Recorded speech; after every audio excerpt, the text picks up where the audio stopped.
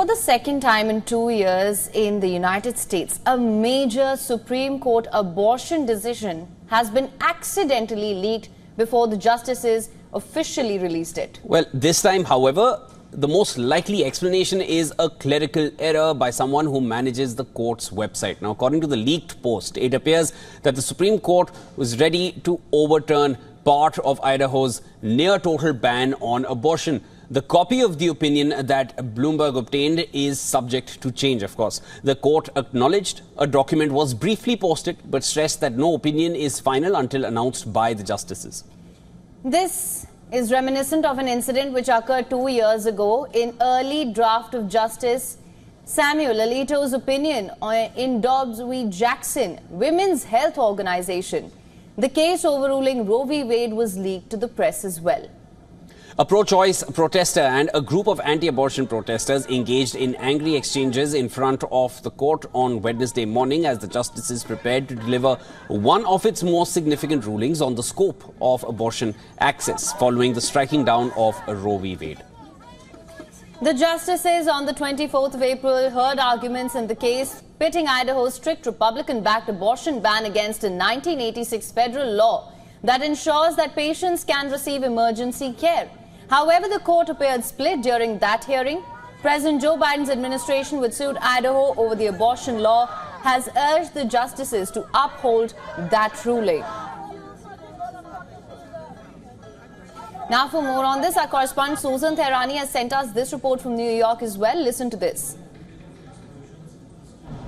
The Supreme Court accidentally posted a document online related to a pending abortion case, which was obtained by a Bloomberg law before it was removed. The document suggested that the court will ultimately dismiss a dispute over Idaho's abortion law, allowing emergency room doctors to perform abortion in the state.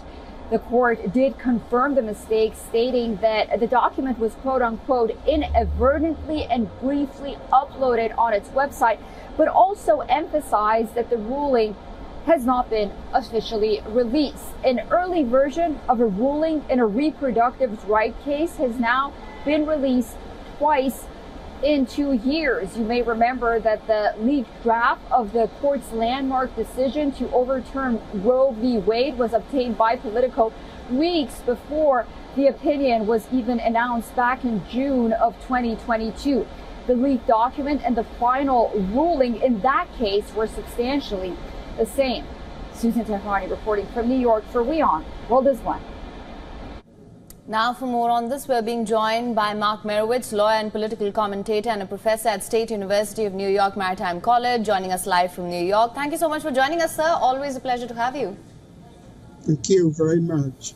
Sir, now, as I mentioned earlier, we've seen 2 leaks before this as well. This one is being deemed a clerical error. Now, my question is, how does that happen? What does one make of this? Well, I'll tell you that, I took 2 groups of students to the Supreme Court to sit in on cases, and we had a tour.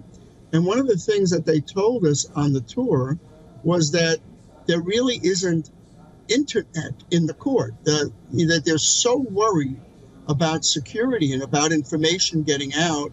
They have all kinds of protective procedures in place to secure the secrecy of the decisions until they come out. So now, as you've indicated, we had the Dobbs case, 2022, which was an earthquake decision overturning Roe v. Wade after 50 years of settled law on abortion.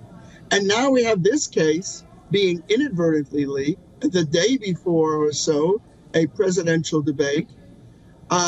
It's just interesting also that both cases leaked relate to abortion.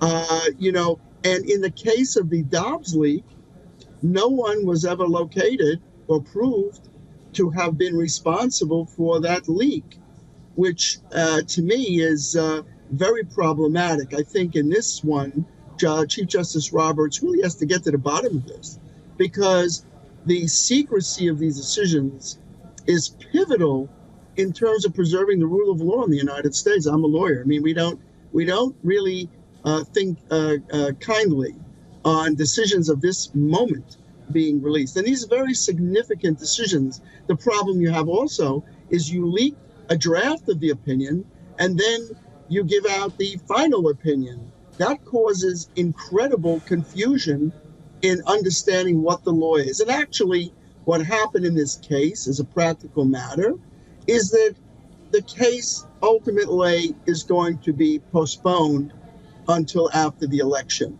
Yes. This abortion issue is a absolute volcano issue in American politics, and one that is really hard to solve. Mark, now, even back in 1973, it was a clerk who leaked the verdict, at least for Roe v. Wade. And of course, there were major protests. It got overturned. This time, they're calling it a clerical error. It's difficult to differentiate what a clerical error is from a clerk who's leaking it. But at the moment, that's what we need to just go by. That's what's been told. But, of course, as you mentioned, abortion rights, it's a volcanic issue at the moment, given that the presidential elections are just months away and we're hours away from the presidential debate between Biden and Trump. Also, Idaho is one of the most staunchly Republican states. You'd obviously understand that best. I wanted to understand, what are the wider implications you foresee of this leak? Well, again, when you say the wider implications, I think that certainly the clerical error explanation really not going to hold water. So the efficiency of the Supreme Court and ability to be the highest court in the American system and the one to which all lawyers and all courts look to for guidance is somewhat attenuated. And Chief Justice Roberts didn't solve the last leak, so he's really got to solve this. But I think that the political context of it is what is behind this. It's not that there's any conspiracy to do this. I don't think so. But it's just very problematic because abortion rights is a very big issue in the presidential campaign. It's a very big issue and very divisive in American politics.